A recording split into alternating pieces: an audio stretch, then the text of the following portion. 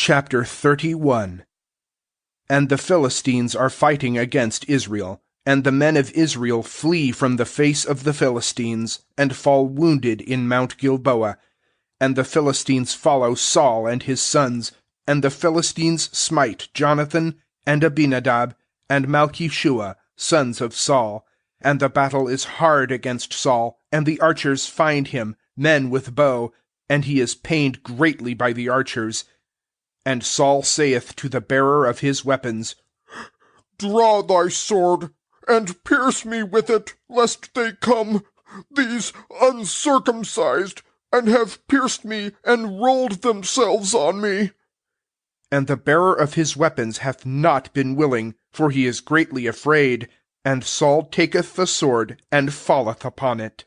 And the bearer of his weapons seeth that Saul is dead, and he falleth, he also, on his sword, and dieth with him. And Saul dieth, and 3 of his sons, and the bearer of his weapons, also all his men, on that day together. And they see, the men of Israel who are beyond the valley, and who are beyond the Jordan, that the men of Israel have fled, and that Saul and his sons have died.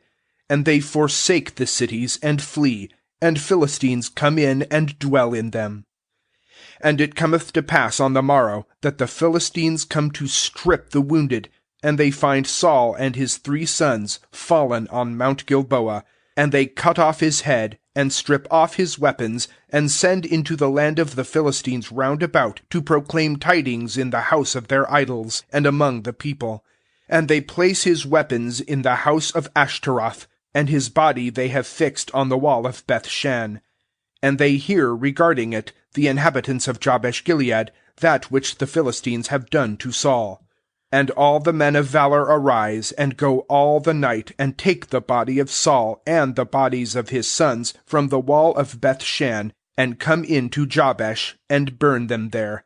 And they take their bones, and bury them under the tamarisk in Jabesh, and fast 7 days. The end of the first book of Samuel, from the Young's Literal Translation of the Bible, translated by Robert Young. Recording by Mark Penfold.